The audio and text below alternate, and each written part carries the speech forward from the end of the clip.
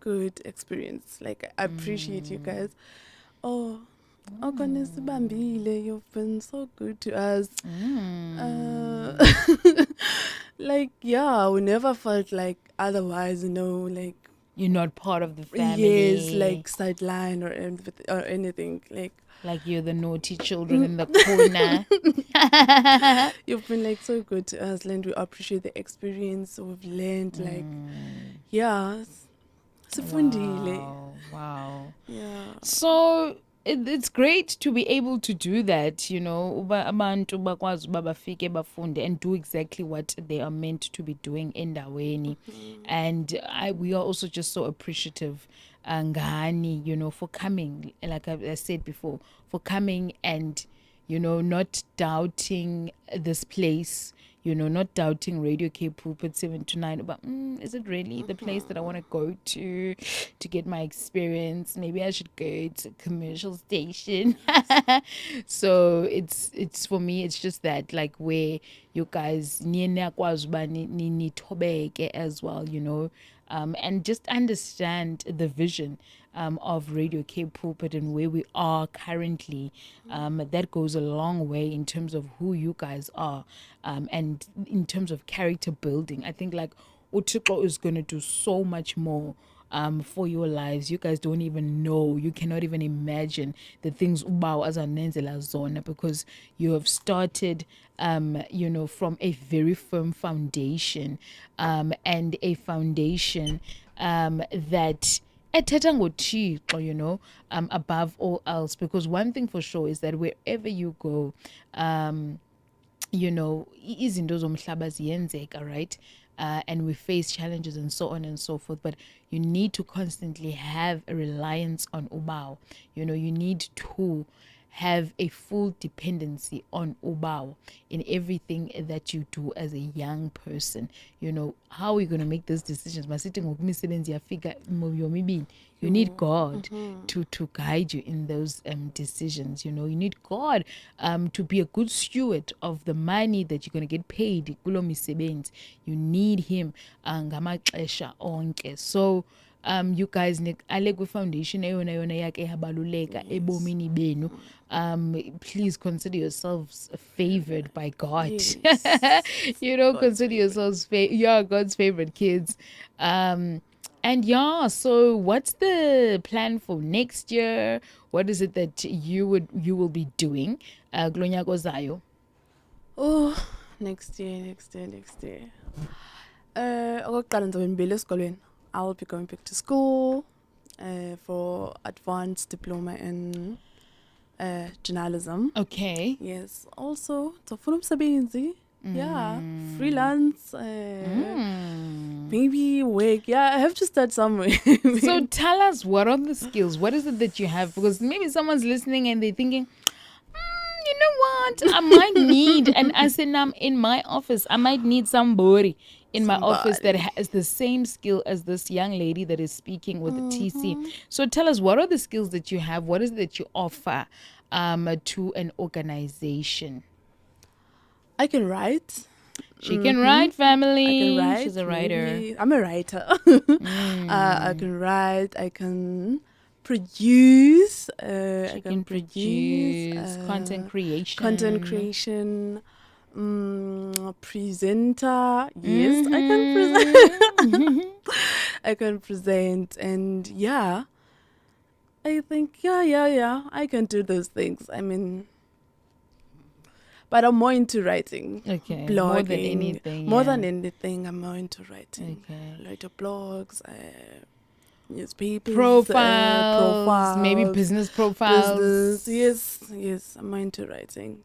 Okay. Well, websites, maybe writing for that as well, creating content.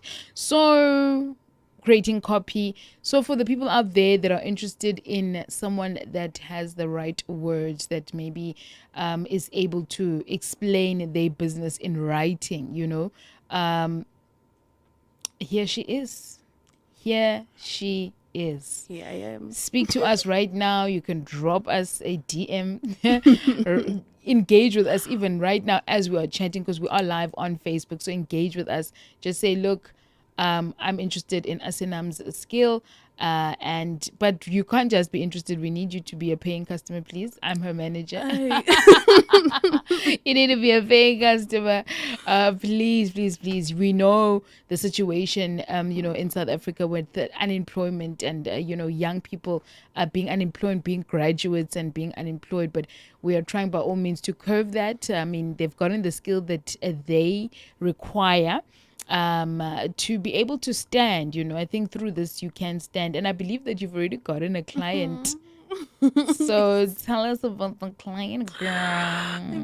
I have already No, gotten a not prize. you don't have to go deep into it, but just like in terms of what is the work that you had to do for your client. I had to create a profile. She's a gospel artist. Okay. So I had to create a profile for her, like the bio, and if I get some social media information, and yeah, pictures and everything.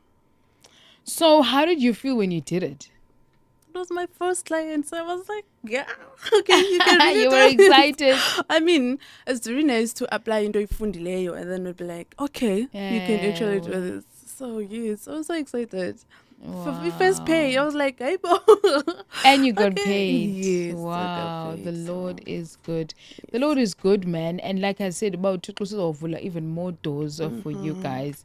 I think is to stay humble and to not despise small beginnings, because ungazijonga wena uzijonga umncinci, uzijonga ngathi akho nto nayo. But abe uthixo yena ebona the process, ukubone ekumnyanzelekile uba you need to go through. So allow the process, allow growth to happen in your life, allow just the unfolding of uthixo ezibonakalisa in your life through various ways, but constantly uhlale kuye, because xa singahlali kuye kulapho siyeke ke ngoku siphume endleleni. So it's important for you to stay in him. Kulapho impumelelo yakho izoba khona, uzoyibona impumelelo yakho. It's going to happen. Right, we're going to take a short song break, and on our return we will be speaking about the plans for Asenam this Christmas. Where is she going to? What is she going to get up to? What do young people do during Christmas? Do they have excitement, or they just like whatever? Linda Randall, He Will Carry You, coming your way.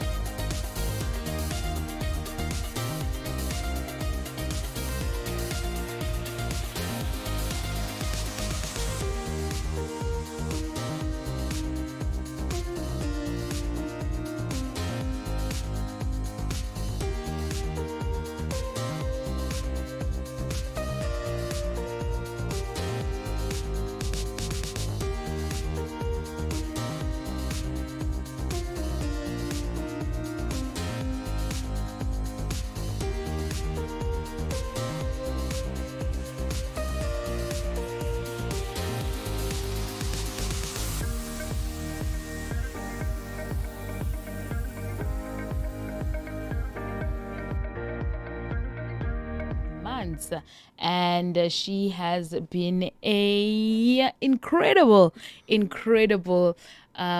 intern. She's studied hard, learned hard, let me put it that way, and just put her entire effort into the work that she's done here. So we are so grateful for her, even though today is her last day.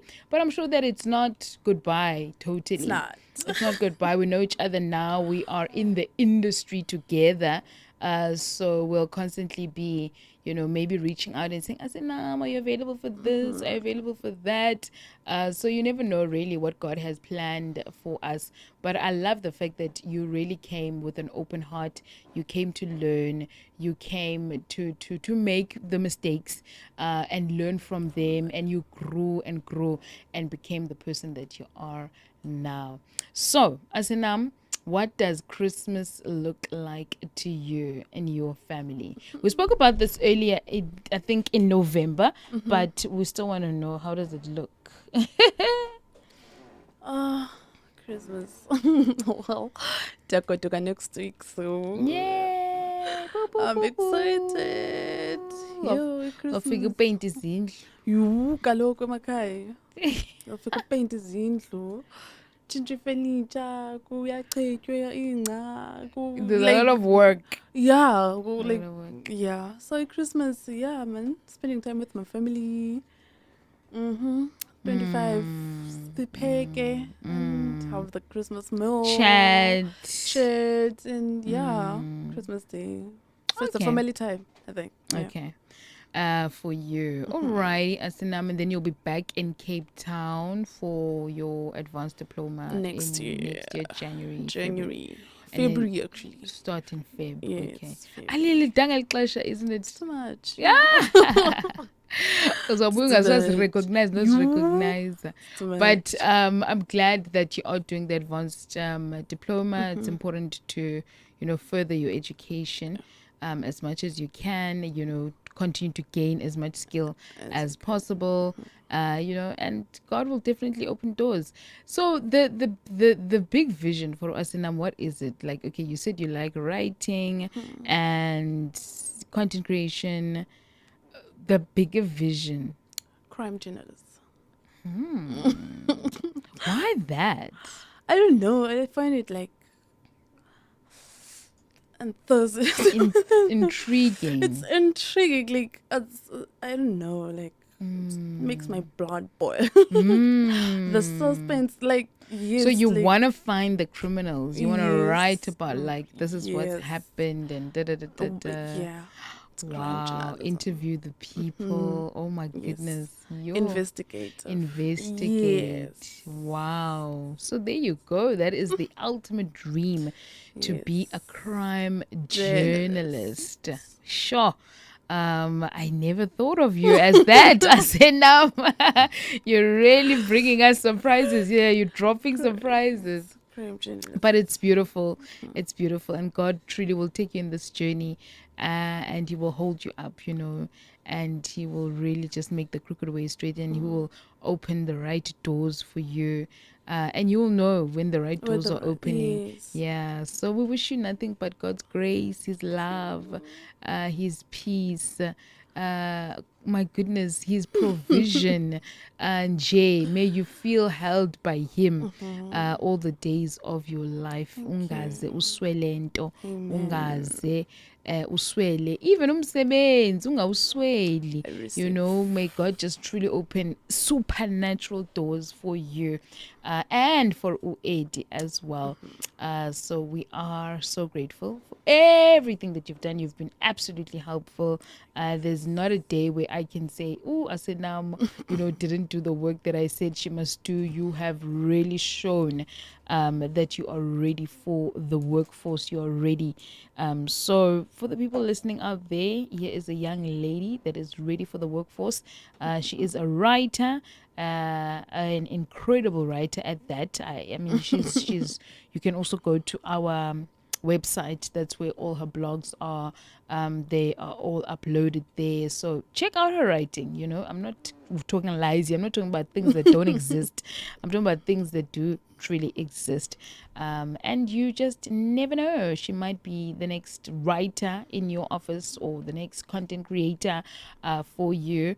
But yeah, stay in touch. DM us right on this particular live that we have now on Facebook. It is about past, and there is somebody that I'm going to be speaking to shortly about who they are, the work that they do. They are called Adonai House. But for now, though, I'm going to go straight to Need to Breathe by Multiplied, coming your way. Ephesians 4 verse 29. Do not let any unwholesome talk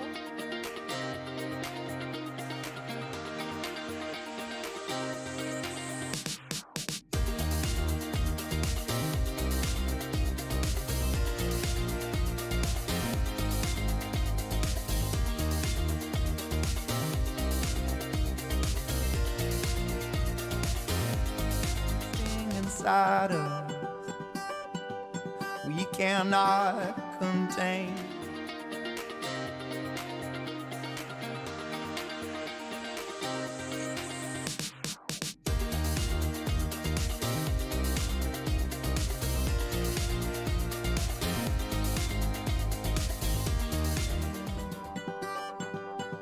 God of mercy,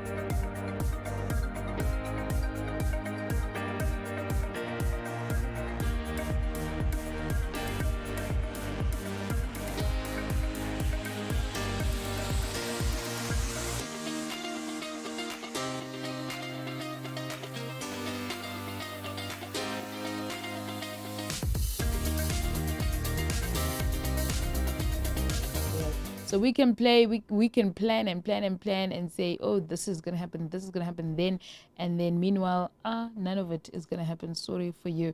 It's gonna happen God's way, and that's what we want, God's way. Now with me also, I do have Casey Armstrong. Casey, are you well this morning? Hi, TC. I'm well, thanks. And you? I am phenomenal. Thank you so much for making time for us and your availability as well, as we speak Thank you so much about. for having me. I appreciate it. Thank you. As we It's speak super cool. about just the phenomenal work that is being done at Adonai House. Take us back, Casey, to what inspired the founding of Adonai House. Yeah, sure. So I'm a special needs mom to an amazing kid we were blessed with. Her name is Hannah. And she was born with a rare genetic condition. So she has high care needs. She requires assistance with every aspect of daily life. She's now 16 years old. And I think, like a lot of families, one of the biggest struggles we've faced throughout our journey with her is finding an appropriate daycare or care center that can accommodate her high level of care needs. Like a lot of families that have a special needs child, we are a single income household because I am her full-time caregiver. So only my husband works, which is difficult in today's economy. And so there's great care centers out there, but they cost an absolute fortune. And then those that are like semi-private or state-owned, you're looking at waiting lists that can span up to 10 years. So about 2 years back, I said to my husband that, we've got to do something. If we don't do something ourselves, then nothing's going to be done. And like a lot of special needs parents, we face that fear as well, that, what if she outlives us one day? So to have those sort of plans in place, that she will be adequately and well cared for whatever her lifespan is going to be, but also to be, in a place where there's programs and things that are going to allow her to reach her potential. I like one of my biggest mottos that I'm always repeating it is that we all have value to give. Some of us just need the right platform to shine. And it's no different with our disabled children. Or some people might take offense to that term. I'm just going to call it as it is. So whether you want to call them challenged or special needs or differently abled or whatever the case may be, but they have potential to reach, they have value to give, they can be meaningful members of society if we are prepared to make the right accommodations for them. And so that's something that's really, really important to me, that there's a program in place for them. And so I'm not in a position to, have things like a premises with which to open up a care center. So I started the journey of having a registered nonprofit organization, being PBO registered and that sort of thing. And we're on the journey of, God willing, because it's all in his hands. Yeah. At the end of the day, everything is in his hands. That he would send the right people on our way that can believe in this vision as well. That's just to come back to that. That's why I called it Adonai House, because for me, it gives God glory first. It's going to be his miracle, not mine. I'm but the vessel. So it's called Adonai House. Hannah's Sanctuary for the Disabled. So, it was really important to me that the glory, go to the Creator at the end of the day. That's what should happen. And so to get people behind us that believe in the vision, that can help us get this care center off the ground. But it's a long journey. I always tell people I wear good shoes, so I'm ready for the road. That's good. And, there's a lot of work to be done in the meantime. So currently I function as a support organization.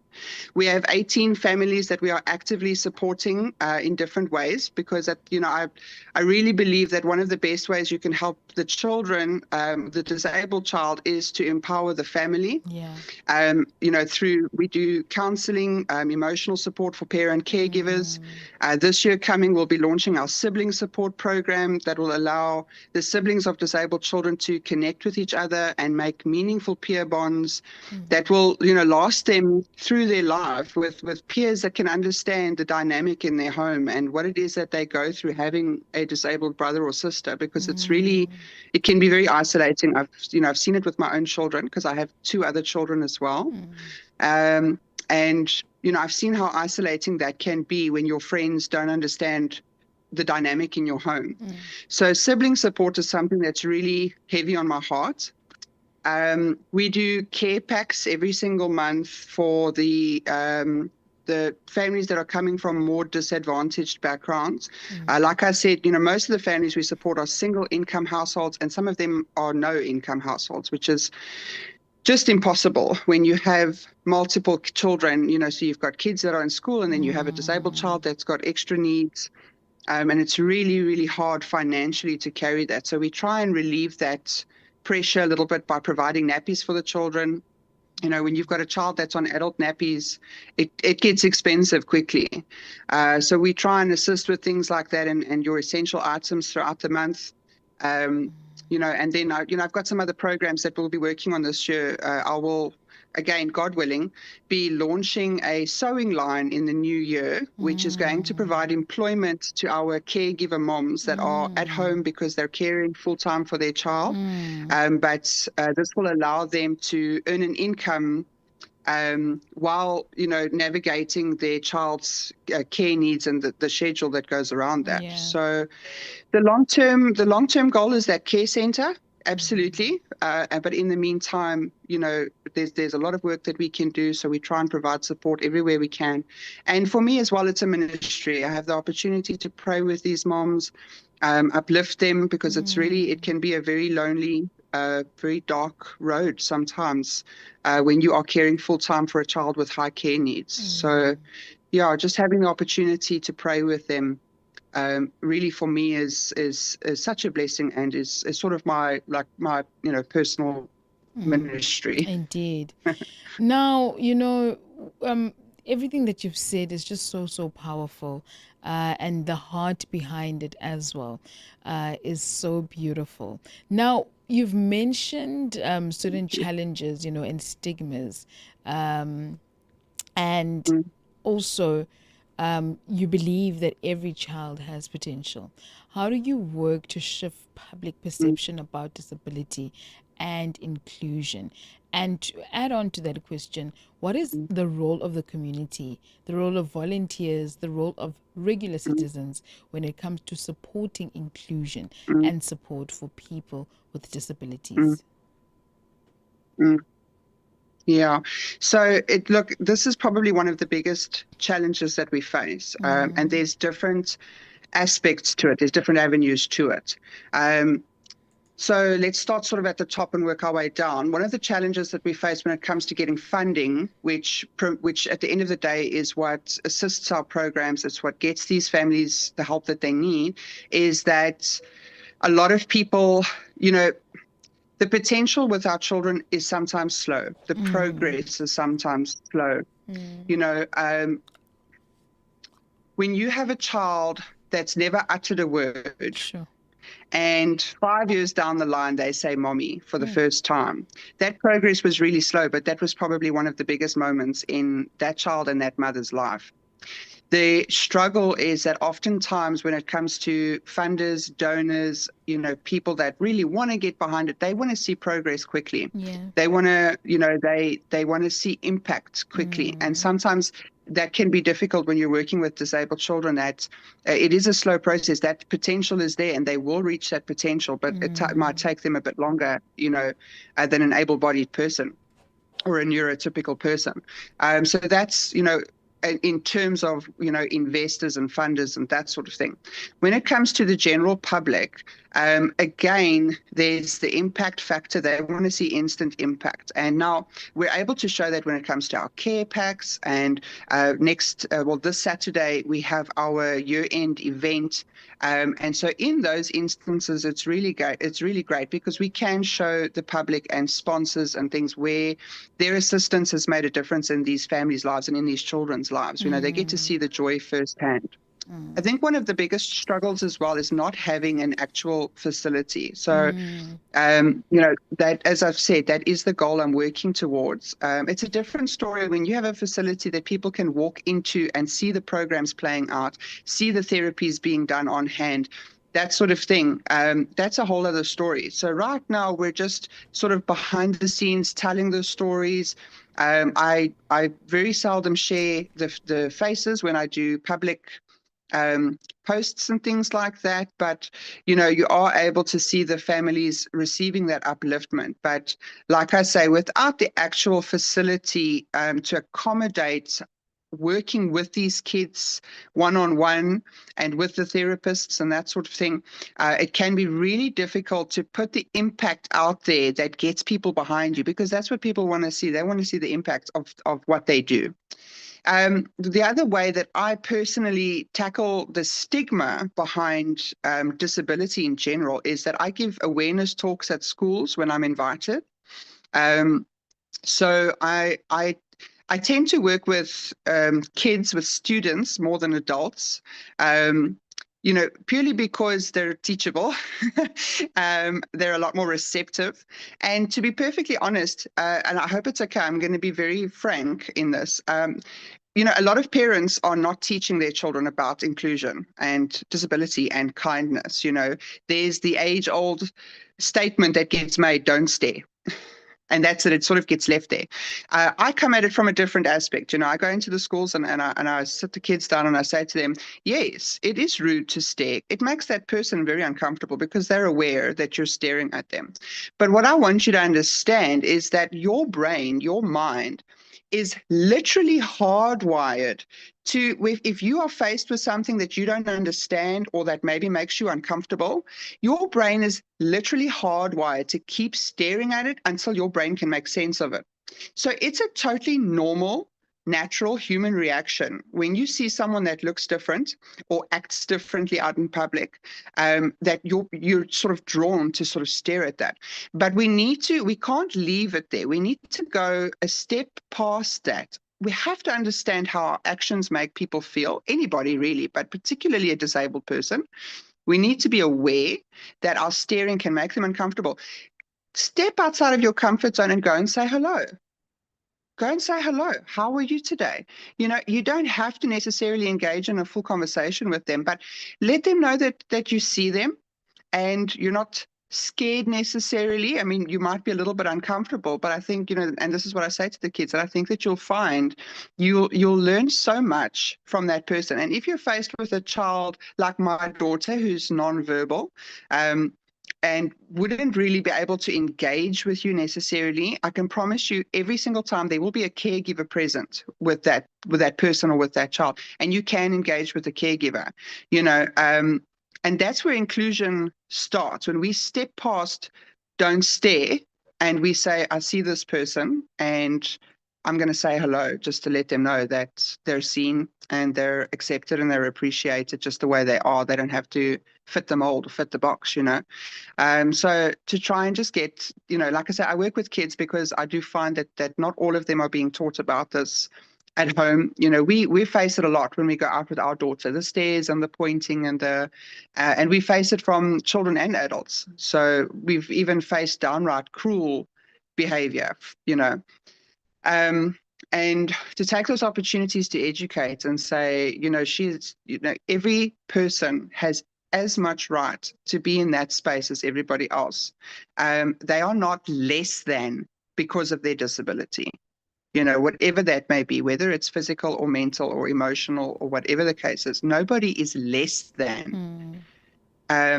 And everybody has that right to be seen and heard and appreciated and to be in that same space, And when given the opportunity, these kids, these amazing people have, like I say, so much value to give. They can be wonderful, meaningful members of society if they're just given the opportunity and not placed in that box of, we have this issue of assumption where you look at someone and you assume what they can or can't do based off of what you see. You know, you look at somebody, maybe if you deal with somebody who's cerebral palsy, they often have issues with muscle spasms and things like that. So they can have spastic hands and things like that. And, you know, you would look at this person and again, human nature would lead you to assume that there's very little that they can do because of their body. But, you know, if you just took the time and gave them the opportunity to be themselves with you, you'll be blown out of the water by what they're actually able to do, you know, and how much they can accomplish when they're given the space to do that, you know. Sure. Casey Armstrong, that's who we're speaking to. She is from Adonai House. Now, Casey, just one last question is, if someone is listening and wants to support Adonai House, what is it that they can do in terms of donations, volunteering? How do they get a hold of you as well? And yeah, please share your contact details and social media handles. Wonderful. Thank you. Yes, so you can find us on Facebook. My website is www.adonaihouse.co.za. You can also contact me on email. It's Casey, Kasey. People tend to, it's always a funny spelling there. So it's Casey@adonaihouse.co.za. My number is 067-800-6166. And there's actually so many ways that people can assist. Obviously, funding is always a big thing. You know, anybody who can make a monetary donation is greatly appreciated. We are PBO registered, so we do the Section 18A tax deductible certificates as well. But then, you know, donations of nappies is a huge help for our families that we're supporting. And then we do, you know, like a lot of NPOs, we do collect in household clothing donations, our Clear Out Your Clutter campaign. And then, you know, we do have other programs that there can be a lot of involvement that we are looking for partnerships with as well. You know, we have our Color with Kindness campaign, which is actually a coloring book that we're launching. We're looking for a printing partner on that. So there's a multitude of ways that somebody can, you know, give back to the disabled community in a big way here. So please, I do encourage anybody that's listening that wants to get involved, please do reach out to me. Let's have a chat and see how we can partner on a kindness initiative and make a big difference for people who otherwise feel unseen. Absolutely. Casey Armstrong, she is from Adonai House, speaking to us about the daily functions of Adonai House, as well as, you know, the bigger vision of it. So, Casey, thank you so much for joining us. We really wish you nothing but God's grace and his provision as you Thank go you. ahead and do this Amen. incredible work that you're doing. Blessings to you and goodbye. Thank you so much for your time, TC. I really appreciate it. God bless you. Thank you. Bye-bye. Thank you so much. Right, family, Bye. there you have it. We have been speaking to Casey Armstrong, and Casey is doing incredible work at Adonai House. And of course, Asenam is also just saying her goodbyes. She's already standing up, ready to leave. And it's all good. Siyabulela kakhulu kuwe Asenam. And until next time, Thank Asenam, you. she's like, Bye. thank you. All right, fam, it's time for me to say goodbye as well to everyone that has been listening. The Bible trivia answer, first of all, the question was, who was the only woman mentioned by the name with the apostle by name with the apostles in the upper room waiting for the promises of the Holy Spirit? The answer is Mary, the mother of Jesus. You'll find that in Acts chapter 1